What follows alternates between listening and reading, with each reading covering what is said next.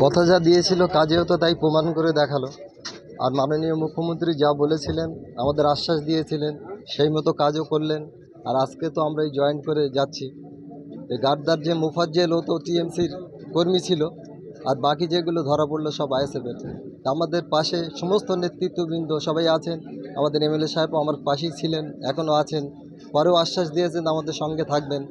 এই আহসানদা আছে, বাহারুলদা আছেন। বাহারুলদা তো প্রচুর পরিশ্রম করছেন আমাদের জন্য, দিন রাত্র সবসময় খোঁজ খবর রাখে। তো পাশেও থাকবে আশ্বাস দিচ্ছেন। তো আমরা চাইছি যে সমস্ত আসামি এরকম কাজ করছে রং না দেখে তাদেরকে ধরে দৃষ্টান্তমূলক সাজা হোক, এমন সাজা হোক যেন দুনিয়ার মানুষ দেখে বলে যে এরকম কাজে আর যেন কোনো মানুষ না ঘোরে। আর নেতৃত্ব যারা তার খোলা আকাশের নিচে, তারাও কোনো গাইড ছাড়া যেন ঘুরে বেড়াতে পারে, এইটা আমার অনুরোধ। দিদি মমতা বন্দ্যোপাধ্যায় রাজ্যের মাননীয় মুখ্যমন্ত্রী কথা যা বলেন কাজ তাই করেন। আমি দিদিকে কৃতজ্ঞতা জানাবো।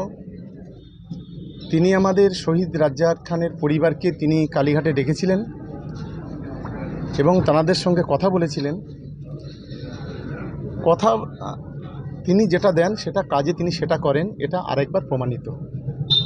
নওশাদ সিদ্দিকী বিধায়ক তিনি বলছেন যে শওকত মোল্লা শুধু বক্তব্য দিলে হবে না, কাগজপত্র অ্যাপয়েন্টমেন্ট লেটার হাতে তুলে দিক, সেদিনই আমি বলবো। দেখুন, আমি এই অ্যাপয়েন্টমেন্ট লেটারটা এটা জয়েন্ট লেটার, এটা জয়েন্ট লেটার দেখাচ্ছে। আমার পাশেই খাদিজা আছে, শহীদ রাজ্জাক খানের স্ত্রী। আমার বাঁদিকে রাজ্জাক খানের ভাই আছেন, আমার ডান দিকে রাজ্জাক খানের শালা আছেন, দুজনই আছেন, ওরাও দুই ভাই আছে। গোটা পরিবার আমার পাশে আছে, মেয়ে আছে।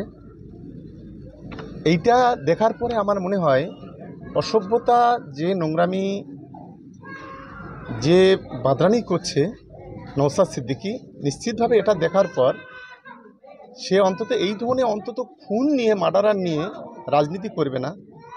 এবং শোকাহত পরিবার, তাদের পাশে দাঁড়ানোর জায়গায় তাদেরকে যে ধরনের টিপ্পনি করে, তার যে বিভিন্ন ধরনের যে ওই যে একটা আইএসএফ বাংলা আছে, একটা সিআই নিউজ আছে, তাদেরকে দিয়ে বিভিন্ন ভিডিও মিথ্যা ভাইরাল করে এই নোংরামিগুলো তো বন্ধ করবে।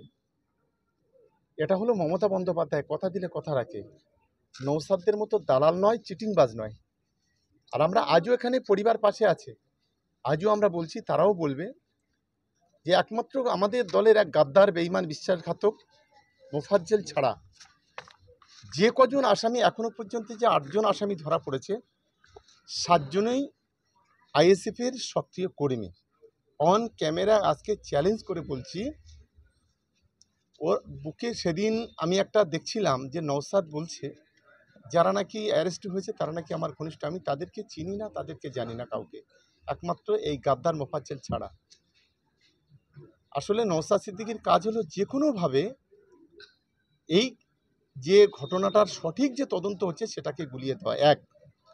2, আমরা যখন বললাম এই খুনের পেছনে যে বা যারা আছে তাদের কোনো ভেস্টেড ইন্টারেস্ট আমরা নিতে দেব না। নওশাদ তার পাল্টা বলছে যে ভারতবর্ষের কোনো সংবিধানে আছে যে তাদের কোনো এই ধরনের, তারা যদি খুন করে তাদের জমি জায়গা কেড়ে নেওয়া হবে। আমরা এটাই কায়দা করে এই কথাটা এই কারণেই বলেছিলাম যে নওশাদ কি বলে আমরা দেখি। ও তো বলছে আমার দলের কর্মী নয়। আমি এই কথাটা এই কারণেই বলেছিলাম ওখানে ইচ্ছাকৃতভাবে, যে এর খুনের পিছনে যে বা যারা জড়িত আছে তারা বিজয়গঞ্জের বাজারে যে ভেস্টেড সম্পদগুলো নিয়ে রেখেছে, সেগুলো আমরা বিডিও সাহেবের সঙ্গে কথা বলে, ওসি সাহেবের সঙ্গে কথা বলে তারা যাতে বেনিফিট না পায় সেটাই চেষ্টা করব। কিন্তু ঝোলা থেকে বিড়ালটা বেরিয়ে পড়লো। নওশাদ এক বাইটে সম্ভবত পোলেরহাট বা কোথাও এসে সে বলল যে ভারতবর্ষের সংবিধানে এটা নেই, তারা যদি খুনও করে তাদের সম্পত্তি এভাবে নেওয়া যায় না। তাহলে বুঝে নিতে হবে যে ডালমে কুছ কালা হয়, এই নোংরা খেলা সম্পূর্ণ নওশাদ সিদ্দিকীর ইন্ধনে হয়েছে আমি বলে মনে করি। আমি বিশেষ করে যারা তদন্ত করছেন, তদন্তকারী অফিসারদের অনুরোধ করব যে আমরা প্রথম দিন বলেছি কোনো রং কোনো ঢং না দেখে খুনিদের গ্রেপ্তার করতে হবে। আমি এখনও মনে করছি যদি নওশাদ সিদ্দিকীকে কাস্টডিতে নিয়ে যদি জিজ্ঞাসাবাদ করা যায়, সঠিক তথ্যটা উদ্ঘাটন হবে বলে আমার অন্তত মনে হয়েছে। নিহত রাজ্জাক খানের স্ত্রী খাদিজা বিবি, উনি আমাদের নলমুড়ি হসপিটালে গ্রুপ ডি পদে নিযুক্ত হলেন আজ। আমাদের মাননীয় মুখ্যমন্ত্রী মমতা বন্দ্যোপাধ্যায় তথা চিফ সেক্রেটারি এবং দক্ষিণ চব্বিশ পরগনার সিএমও স্যারের নির্দেশ অনুযায়ী আমাদের হসপিটালে আজ থেকে উনি গ্রুপ ডি পদে নিযুক্ত হয়েছেন। আপনার নাম? আমার নাম ডক্টর অভিক কুমার বিশ্বাস, আমি এখন নলমুড়ি হসপিটালে এখন দিয়ে নিচ্ছি।